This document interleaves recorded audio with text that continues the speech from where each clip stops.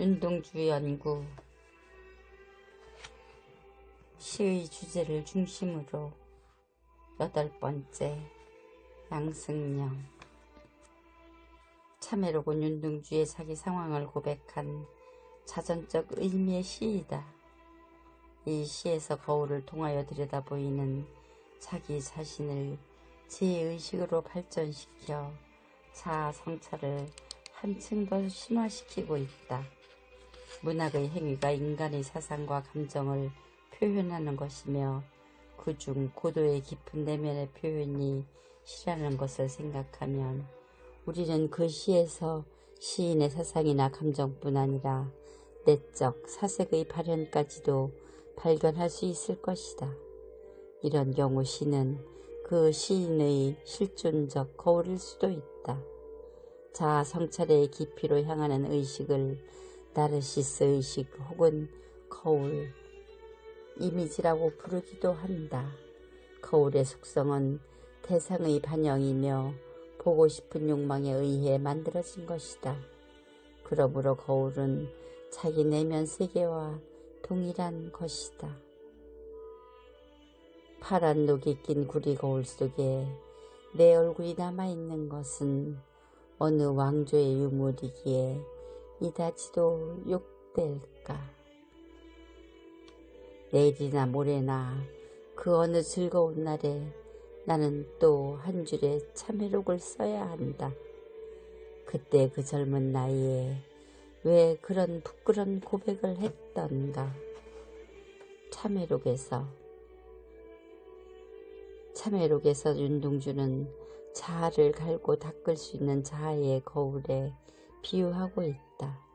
거울은 자신의 emo와 내면의 세계까지 비출 수 있으며 그래서 자기 존재 그 자체를 의미한다. 실존주의 경향이 짙은 이 시는 윤동주가 자기의 인생을 되돌아보고 나서 내린 결론은 결국 자기 자신뿐인 외로운 존재라는 사실이었다. 이 시는 실존주의 냄새가 짙게 풍긴다. 마치 키에르케고르가 인간의 실존은 단독자로서 신작되어야 한다고 했듯이 윤동주 역시 조국과 인류, 자연과 우주 등의 여러 문제로 갈등하다가 이제는 자기 자신에게로 돌아와야 한다는 것을 절실히 느낀 것 같다.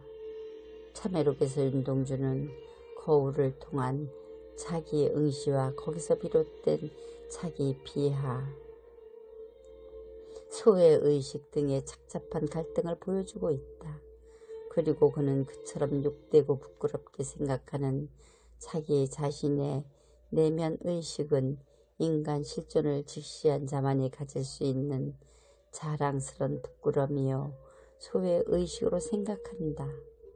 3년에서 그 어느 즐거운 날이 오면 자구적 부끄러움에 빠져들었던 예견을 후회하게 될 것이라고 미래에 대한 희망을 긍정적으로 간직하고 있는 모습을 보여준다.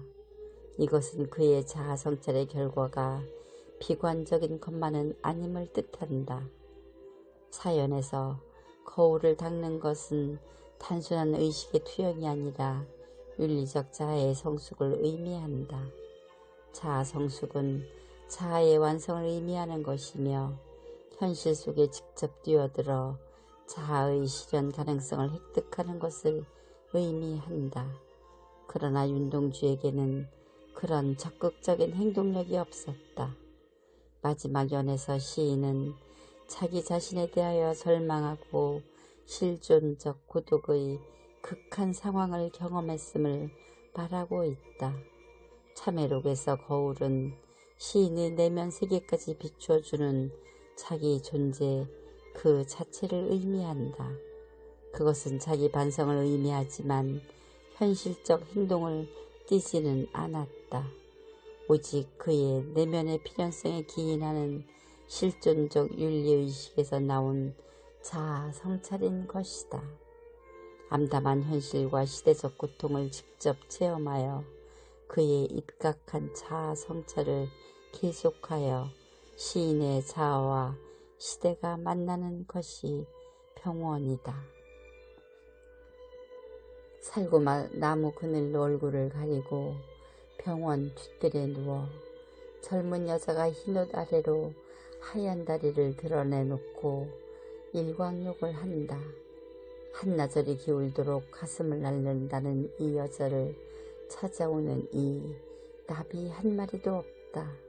슬프지도 않은 살구나무 가지에는 바람조차 없다. 나도 모를 아픔을 오래 참다 처음으로 이곳에 찾아왔다. 그러나 나의 늙은 의사는 젊은이의 병을 모른다. 나한테는 병이 없다고 한다. 이 지나친 시련, 이 지나친 피로 나는 성내서는 안 된다. 여자는 자리에서 일어나 옷깃을 여미고 화단에서 금잔화 한 포기를 따 가슴에 꽂고 병실 안으로 사라진다. 나는 그 여자의 건강이, 아니 내 건강도 속히 회복되기를 바라며 그가 누웠던 자리에 누워본다. 병원. 이 시는 윤동주의 내면 세계를 가장 잘 요약하여 함축적으로 보여주는 것으로서 그의 시 세계에서 중요한 의미를 부여했던 작품이다.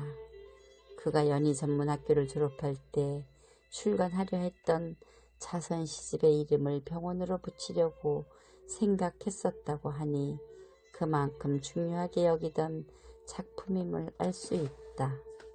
병원이라는 시집 이름을 붙이려 했던 까닭을 정병욱의 다음과 같은 해고에서 알 수 있다. 서시까지 붙여서 친필로 쓴 원고를 손수 제본한 다음 그 한부를 내게 주면서 시집의 제목이 길어진 이유를 서시를 보이면서 설명해 주었다. 그리고 처음에는 서시가 되기 전 시집 이름을 병원으로 붙일까 했다면서 표지에 연필로 병원이라고 써넣어 주었다. 그 이유는 지금 세상에는 온통 환자투성이기 때문이라 하였다. 그리고 병원이란 앓는 사람을 고치는 곳이므로 혹시 이 시집이 앓는 사람들에게 도움이 될 수 있을지도 모르지 않겠느냐고 겸손하게 말했던 것을 기억한다. 이 해고에 의하면 윤동주의 기본적인 현실 인식을 보여주는 작품이 병원이며 이것이 시대적 비유임이 확실해진다. 김우창은 다음과 같이 말한다. 최악의 상태는 내면도 침묵과 정지 속에 위축해버리고 내면도 완전히 움직일 수 없는 공간 또는 공간의 부재로서 응고해버리는 일이다. 병원과 같은 시는 개인 의식이 침묵 속에 고립하고 의사소통의 노력이 단절된 상황을 묘사하고 있다. 그러나 이 뛰어난 우의적인 시는 동시에 침묵 속에 이루어지는 이심전심의 전달을 이야기한다.